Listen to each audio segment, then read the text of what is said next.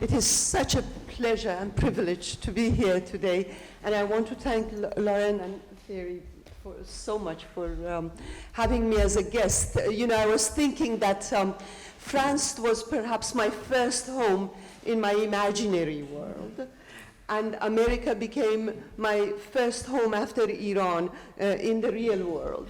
So to be here in a place where the two of them come together with Iran always hovering in the background is fantastic.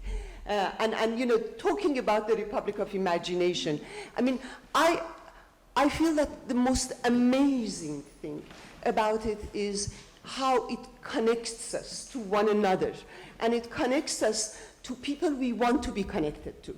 Not because of where we're born, not because of the jobs, not because we want to make more money, but because we share the same passion and the same dream. So if somebody would ask me, what is a Republic of Imagination? I look at Bibliothèque Nationale and I say, this is the Republic of Imagination. This is the most democratic space. A library is the most democratic space. When you come to a library, when you go to a concert hall, when you go to a museum, when you go to a bookstore, they don't say, are you a conservative or are you a liberal? What religion do you have? Where do you come from? They welcome you to the world. And the shelves of a library are so democratic, and they transcend not just the boundaries of reality, the boundaries of nationality, the boundaries of religion, of ethnicity, of race, of gender, but they also transcend the boundaries of time and space. So you go to a library, a man named Rumi is side by side with a woman named George Eliot, with a man named Dante, with a man named Molière, with a woman named Margaret Duras, with a woman named Emily Dickinson. I can go on, and none of them is saying, get away from me, my space is too narrow because of you. So it is an honor, it is a genuine honor for me to be here in France and to be here at the library. Do you want me to say a few words about that? Well, I'm very anxious to talk to him. So I don't think that we should take too much time from the conversation and spend it on me. But you guys don't have any choice. We are democratic as long as we don't have the podium. So what I wanted to say just a little bit about the Republic of Imagination and to talk about France, I mentioned at this republic for me is on many levels. And the first level was a very personal level. And wherever I go to a country that I love, I go to England, France, to Italy, to America, the first thing I remember is, even if it is the first time I have been here, I have been here before. And that is because from when I was 3 years old, my father every night would tell me stories. And he was also very democratic in nature. So one day he would start with our epic poet, Ferdowsi, the stories from Ferdowsi. The next day he would fly me to France with The Little Prince. The next day he would take me to England with Alice in Wonderland, to America with Charlotte's Web, to Denmark with Little Match Girl, So the whole world was mine. And the whole world, I learned as a child, it can come into my little room in a city called Tehran, in a country that was called Iran, and not the Islamic Republic of Iran. And from a childhood, I realized that I have this portable world, what Nabokov would call a portable world that I can take anywhere I want.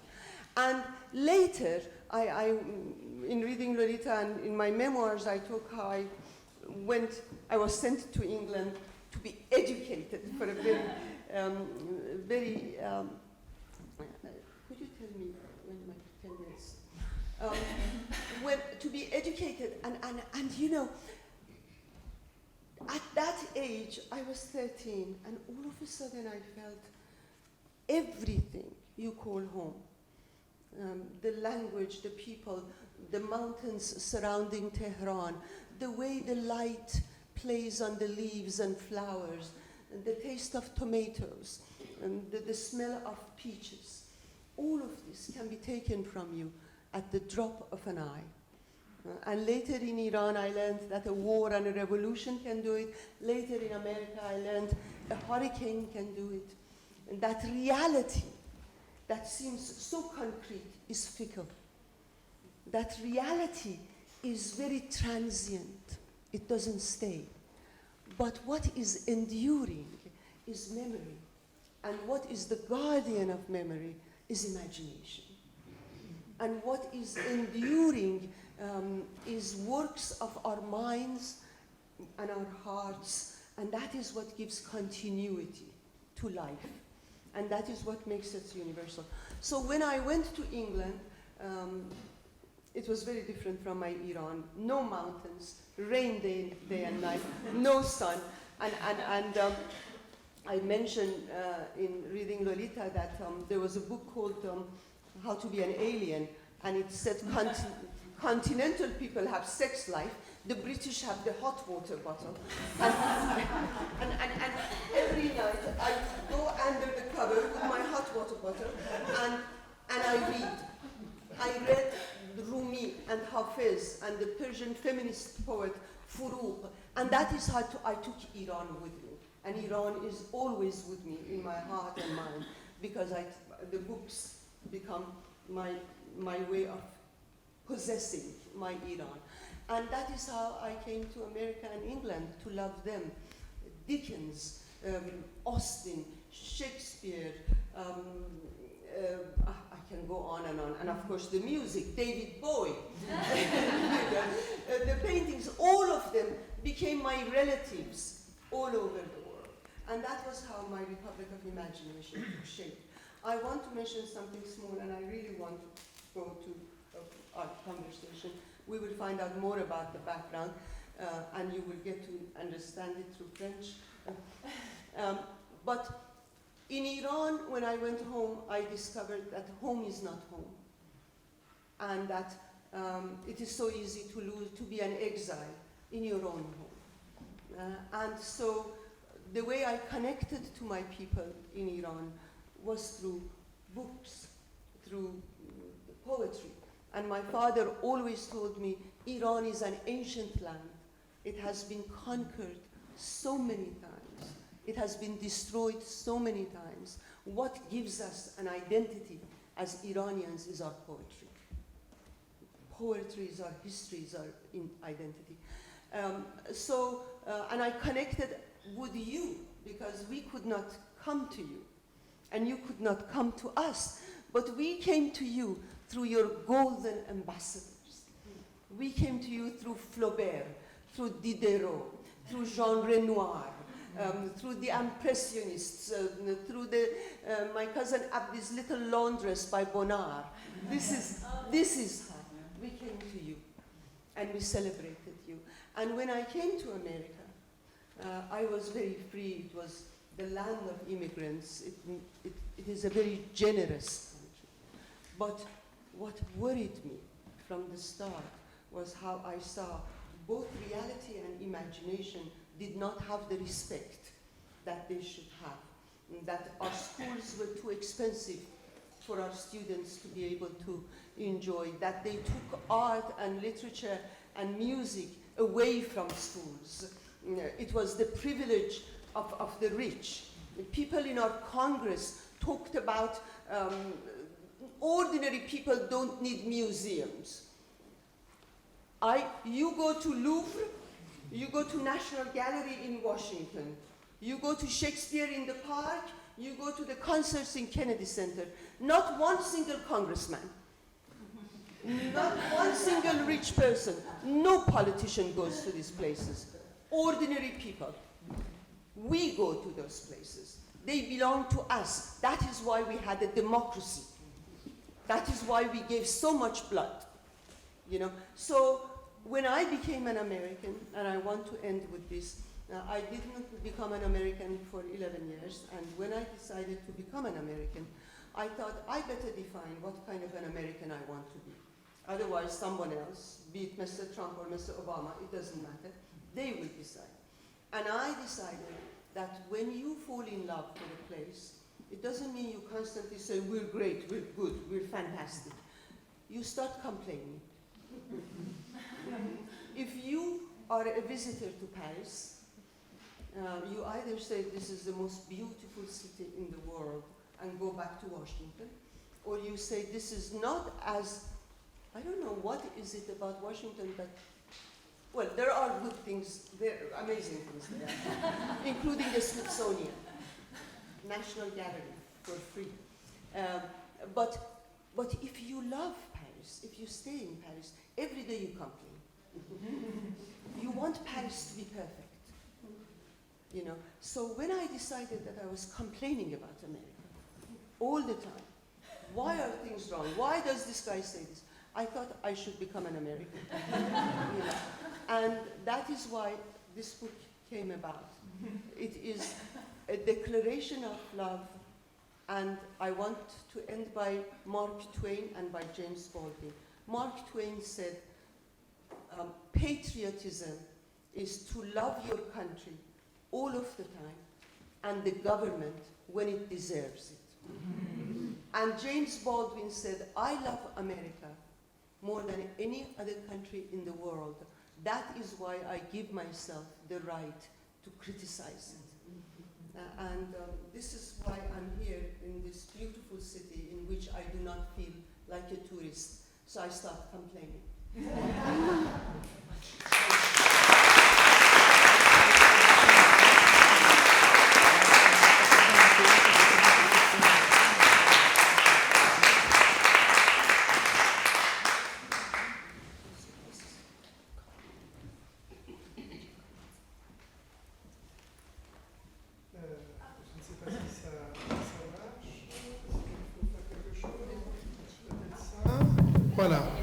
Voilà.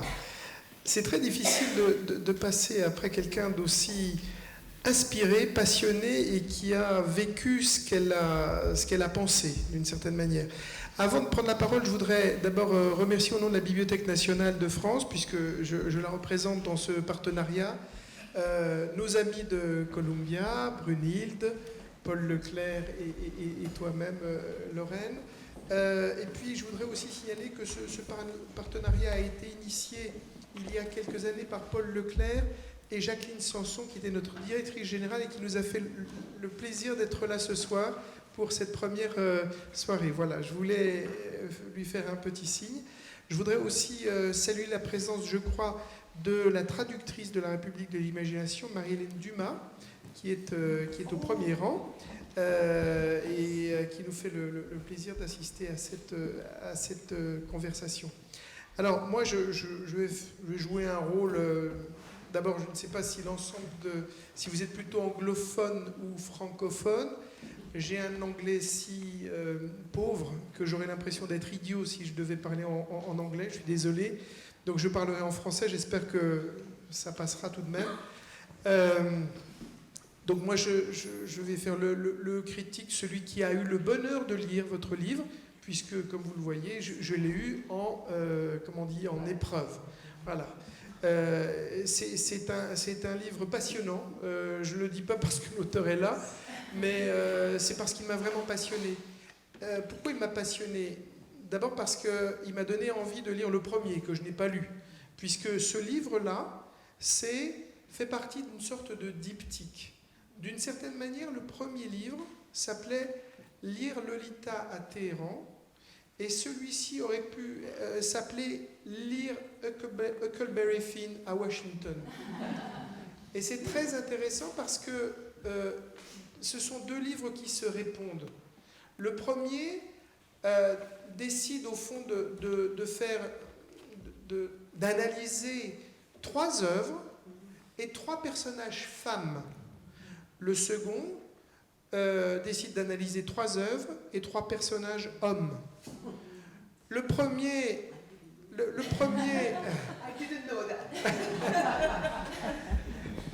parle de la difficulté d'enseigner la littérature et de parler de la littérature et des archétypes que la littérature nous propose dans un pays totalitaire. Le second nous parle de la difficulté qu'il y a à parler de personnages et d'archétypes que la littérature nous propose dans un pays où il est si facile de faire autre chose que lire. C'est un autre danger. Si vous voulez, il y a 2 dangers. C'est ce que raconte en fait l'auteur.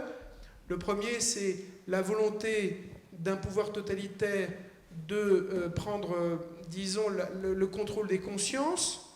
Et le deuxième danger, c'est celui que, disons, indiquait Tocqueville déjà à l'époque, c'est que le bout de la démocratie, c'est la tentation ou le risque du conformisme. Et en effet, face à ce conformisme, la littérature est une forme de subversion et de transgression qui progressivement peut disparaître par convenance. Donc voilà, c'est deux, trois petites choses que... Ça va? Pas trop long. Alors, les trois questions, en fait, disons que ce livre croise 3 types de propos. Il y a d'abord un propos théorique sur la lecture. Ça n'est pas un livre sur l'écriture ou sur les écrivains. C'est un livre sur la manière dont on a de lire. Et ça, je crois que c'est important parce que d'un côté, si vous voulez, dans les pays totalitaires, et ça, je crois que c'est vraiment le propos du premier livre, la question, c'est comment protéger les écrivains. Dans le second livre, c'est comment protéger les lecteurs. C'est-à-dire comment protéger l'existence des écrivains, c'est-à-dire le fait qu'il y en ait dans les pays totalitaires, mais dans nos pays démocratiques, comment protéger aussi l'existence des lecteurs. Comment faut-il se débrouiller pour que demain, malgré les défauts de l'éducation aujourd'hui, malgré la dégradation des conditions, malgré tout un ensemble de choses, il y ait encore demain des lecteurs qui puissent s'intéresser à des textes qui sont des textes très anciens ou peu anciens, que ça peut être l'Antigone de Sophocle, mais ça peut être aussi le Huckleberry Finn. Comment les jeunes de demain, qui ont aujourd'hui, disons, 15 ans, 20 ans, pourront s'intéresser, disons, aux aventures de ce garçon qui part avec Jim, l'esclave noir, en fait affranchi en réalité, mais qui paraît s'échapper de son statut d'esclave. Comment est-ce que, donc, dans 100 ans, 150 ans, il y aura encore des gens qui pourront s'intéresser? Et quel est l'intérêt pour les lecteurs de lire? Et c'est pour ça, j'en viens au fond, disons, aux 3 questions que pose la République de l'imagination. Je reviendrai peut-être sur le thème de République de l'imagination parce que c'est un titre extrêmement riche qui, pour nous Français, évidemment, rings a bell. C'est la République des lettres, évidemment, République des lettres du XVIe siècle, qui est aussi une certaine forme d'universalité, une forme d'humanisme, c'est ce que vous expliquez très bien. Mais c'est un humanisme des écrivains, c'est pas un universalisme des écrivains, donc c'est l'universalisme des lecteurs. Ça, c'est vraiment la chose qu'il faut bien saisir dans votre propos. Mais on aura l'occasion d'y revenir. Alors, les 3 questions, qui sont vraiment très passionnantes et qui sont radicales, si vous voulez, parce qu'au fond, c'est les questions qu'on se pose aujourd'hui. C'est des questions qui ne sont pas seulement des questions de théorie littéraire ou de critique littéraire ou un propos d'érudit, d'universitaire, John Hopkins, très, très haut. C'est pourquoi lire? À quoi ça sert de lire? Pourquoi la fiction? Je veux dire, aujourd'hui, on est dans et vous l'expliquez très bien, dans une société très utilitaire et au fond, ce qu'il nous faut, c'est des manuels, c'est tout un ensemble de choses qui nous permettent de comprendre, d'avoir les clés pour, vous savez, il y a beaucoup de... donc là, à quoi ça sert la fiction? pourquoi on perdrait du temps à aller vers la fiction? À quoi ça sert? Et de ce point de vue-là, l'introduction, vous verrez dans le livre, c'est passionnant, elle fait une analyse absolument formidable et lumineuse de The Wizard of Oz, le sorcier, le magicien d'Oz, dans la version littéraire de 1900, hein, pas dans le film, même si ça a été effectivement ça a été l'occasion de plusieurs adaptations au cinéma. Mais donc, pourquoi lire? Pourquoi lire? Et on aura l'occasion d'échanger. La deuxième question est tout aussi passionnante, parce que c'est vraiment, j'allais dire, l'expérience d'une vie. Et cette expérience d'une vie, c'est une expérience très très riche.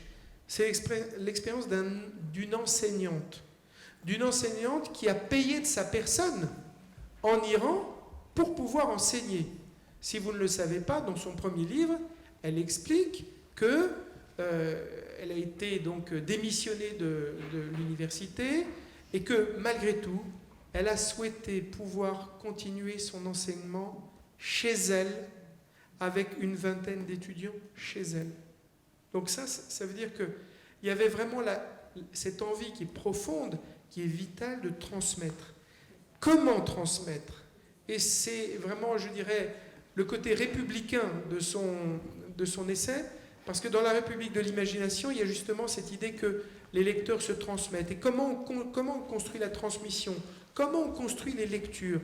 Et les personnages qui apparaissent dans chacun des chapitres sont absolument passionnants. Ce sont des personnages de gens que vous rencontrez. Je pense à Ramin, le jeune Iranien que vous rencontrez dans une librairie. Je passe très vite. Ou des étudiants avec lesquels elle discute. Ou éventuellement, votre amie iranienne, c'est une amie d'enfance qui s'appelle Farah et que vous retrouvez aux États-Unis, avec laquelle vous échangez sur la manière dont il faut comprendre le personnage de Huckleberry Finn par rapport à Tom Sawyer. Et la question en particulier, enfin on va y revenir, mais je veux dire par là que la République de l'imagination, c'est une république qui n'a pas de constitution, ou en tout cas sa constitution elle est invisible, mais en tout cas elle a un exercice très démocratique qui est celui de l'échange. De l'échange et de l'échange qui peut être contradictoire. D'une certaine manière, c'est un très beau livre sur le désaccord. Au fond, quand je lis la République de l'imagination, voilà quelqu'un qui rétablit et qui redonne une nouvelle, disons, une nouvelle interprétation, une nouvelle jeunesse à ce qu'on pourrait appeler la force du désaccord.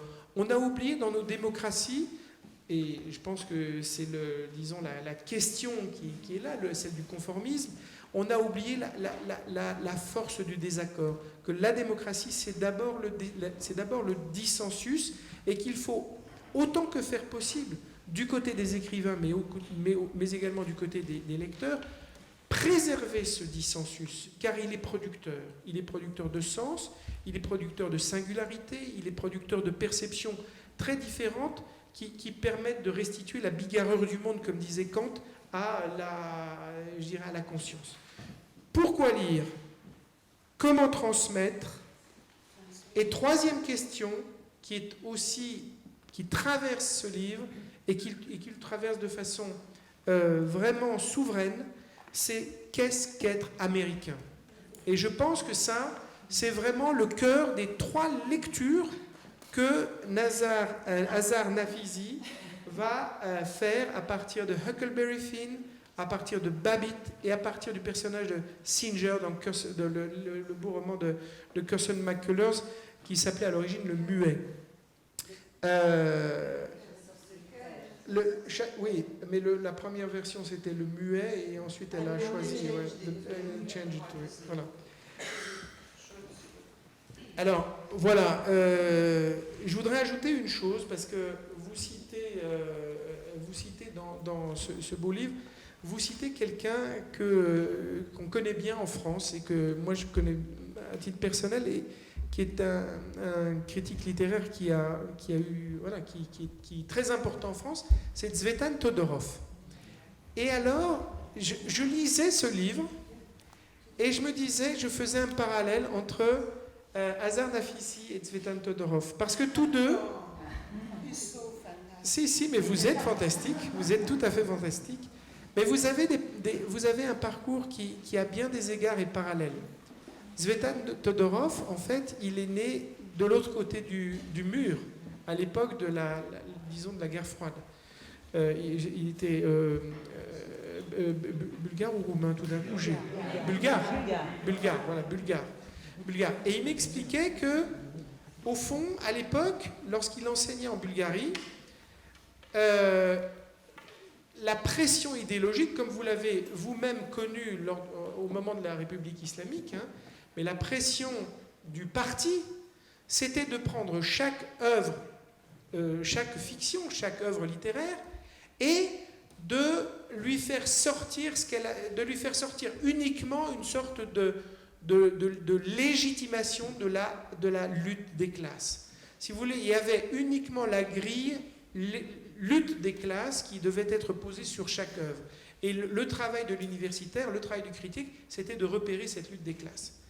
Et au fond, Todorov a inventé en quelque sorte sa critique textuelle en se réfugiant, en quittant le monde de la fiction et en se réfugiant dans le texte. Vous voyez ce que je veux dire?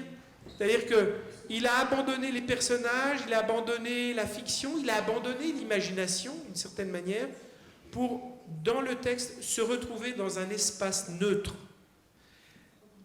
Là, on est dans un autre cas de figure où, de la même façon, nous avons une analyste, une critique littéraire, une érudite, une universitaire, qui est confrontée à la censure. Et que fait-elle? Elle va, au contraire, non pas se réfugier dans un texte qui est une forme de neutralisation de l'imagination, mais au contraire, elle va sublimer toute cette dimension de l'imagination et de l'interprétation en s'appuyant non pas sur l'écrivain, mais sur le lecteur. Parce que le lecteur représente dans la société totalitaire, qui contrôle l'écrivain et qui contrôle au fond le texte, eh bien, constitue une sorte d'espace de liberté. Voilà, je ne vais pas être plus long, mais en tout cas, c'est une question qui est très importante. Qu'est-ce qu'être américain? Elle est évoquée à partir de trois figures qui sont des figures à la fois qui s'enchaînent dans le temps, puisque chaque roman est inscrit chronologiquement dans l'histoire de la littérature, et d'une certaine manière, elles sont aussi organiquement organisées, puisque Huckleberry Finn constitue une sorte de modèle ou d'idéal, hein, le personnage vagabond, autonome, rétif à toute installation, est très important. Elle explique qu'il y a une sorte de dialectique entre l'inconscience et le cœur. La conscience, voilà, c'est vraiment la chose. Le deuxième personnage, c'est Babbitt, qui représente le conformisme. Je vous rappelle d'ailleurs que Babbitt, c'est un agent immobilier. Et en ce moment, vous avez aux États-Unis quand même un agent immobilier qui est en train de remporter en particulier les primaires républicaines. Je le dis en tout cas pour un Français, ça nous paraît tout à fait marquant. Et puis vous avez le troisième personnage, qui est un personnage un petit peu tragique, parce que le personnage du roman de Carson McCullers, Singer, est un sourd-muet. Et ce sourd-muet, il a une sorte si vous l'avez lu, je pense que vous avez plus ou moins tous lu Carson McCullers, mais il est vraiment le personnage vers lequel tous les autres personnages du roman viennent se confier. Or, c'est une sorte de chose tragique, parce qu'on vient se confier à un sourd-muet. C'est-à-dire que c'est quand même la vision, une sorte de métaphore ou d'allégorie de la solitude dans laquelle se trouve l'être américain. Voilà, je pourrais dire encore beaucoup de choses, mais dans le cours de la conversation, on pourra dire des choses de votre merveilleux livre que je conseille encore. Il est en vente à la sortie, mais je le conseille vivement.